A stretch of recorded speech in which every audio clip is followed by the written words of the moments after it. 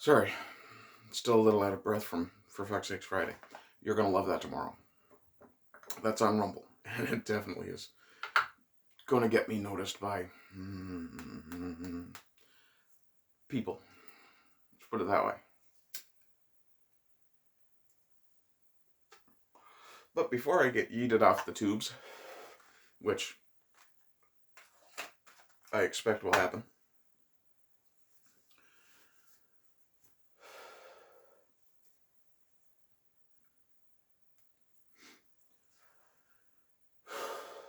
okay, Thinking Man's Thursday.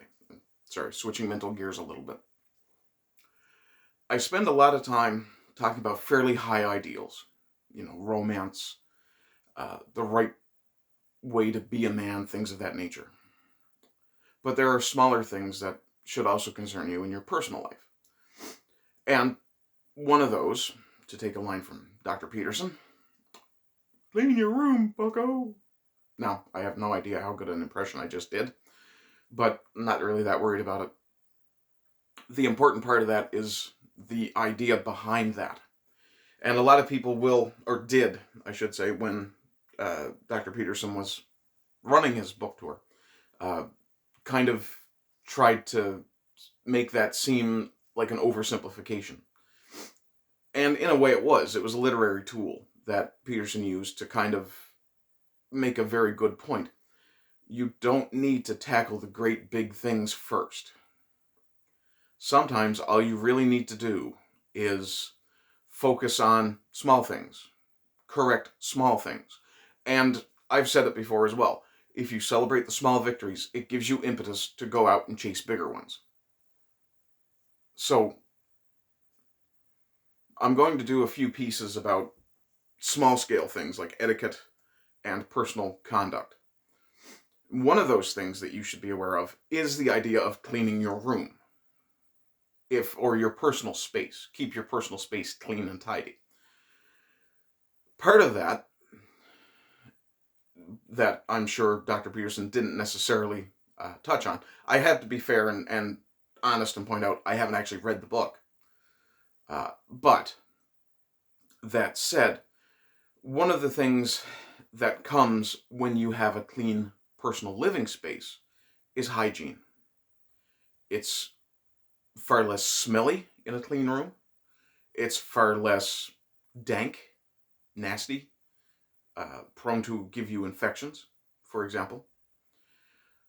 But a clean room also provides you a degree of peace, because when you take something down from somewhere, when you use something and put it back where it belongs,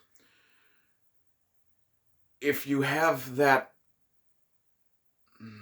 system, if you're organized like that, it takes a degree of stress out of your life that a lot of people... Is that a vehicle? It takes a degree of stress out of your life that a lot of people don't even realize it's a good idea to get rid of. Like stress, there is a difference between stress and distress.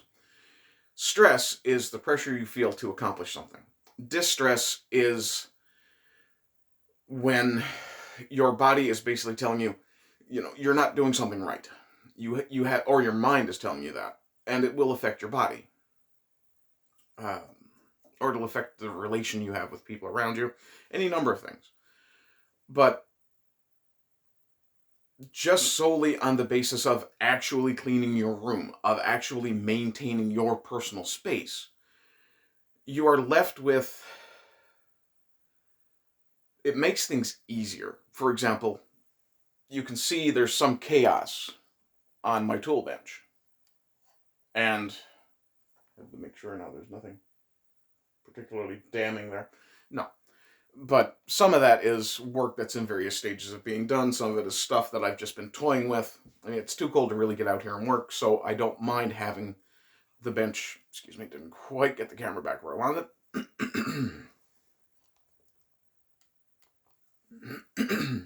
Some of it comes... excuse me. A little smoke up my nose. But some of it comes of not really having to give a shit at this point. Though it does bother me. But there are other concerns that are taking priority. This thing.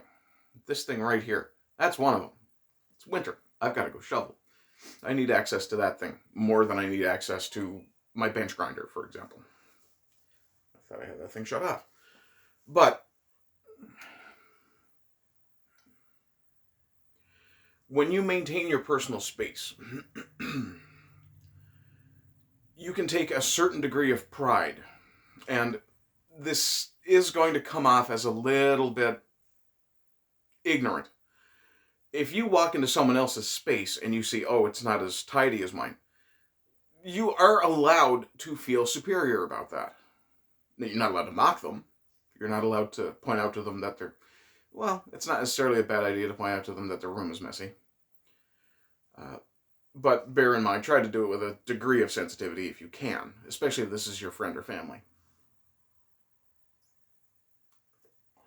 One assumes it would be. But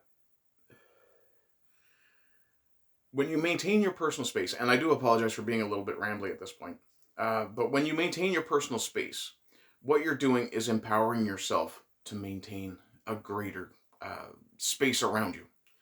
You're giving yourself permission to go, and you're giving yourself permission to be a little bit hard on yourself. And that's not necessarily a bad thing. People will say, oh, no, you should absolutely be kind to yourself. Yes, you absolutely should. And one part of being kind to yourself is holding yourself to standards. Upholding certain levels of behavior and conduct that you want will absolutely, will absolutely empower you. And it gives you the ability to look around and see that you can affect change on a small scale. That should give you the ambition to go out and seek to change things on a larger scale for yourself.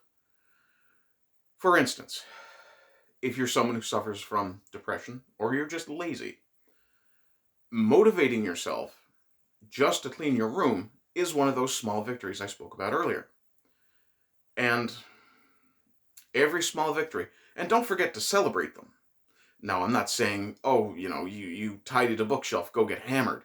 That's not at all what I'm getting at. But when you tidy a bookshelf, step back, look at it and go, hey, I did a pretty good job. That's it. And feel that little bit of accomplishment. And then tidy the rest of your room. Step back into your doorway, look around and go, damn, I can do that. Then maybe you can help tackle the house if you live with other people. Or you can look at other parts of your personal life that you'd like to improve. It really starts from a baseline of taking care of your physical form, then your physical space. And that's almost dead.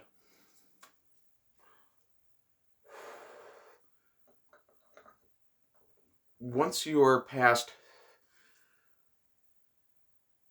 the point of dealing only with your personal space, you're able to go beyond that. And that's really what clean your damn room means.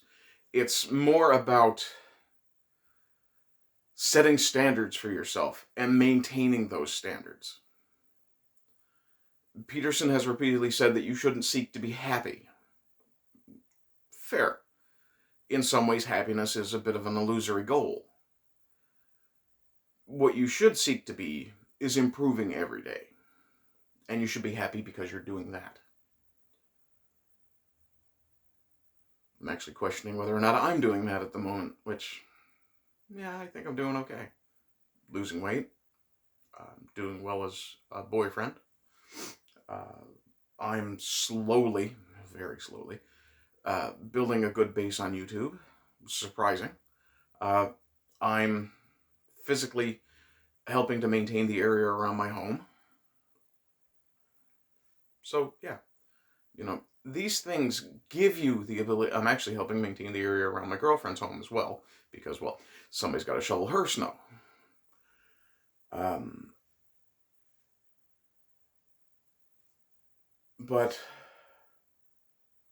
And it's not, how to put it? It's not that working alone is the important thing. If you're being of help to others and helping maintain the space that you share with others, that's a good thing too. In fact, I'd say it's a great thing in some ways. But, and I'm actually over 10 minutes, surprisingly. I don't really feel like I've said anything. Perhaps I should look at improving my personal standard of getting things said the way I mean to. I've never been very good with scripting videos.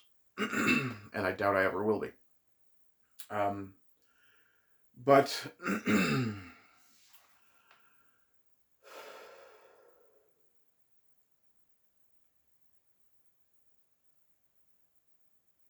I'll leave you with this thought about the whole phrase, clean your room.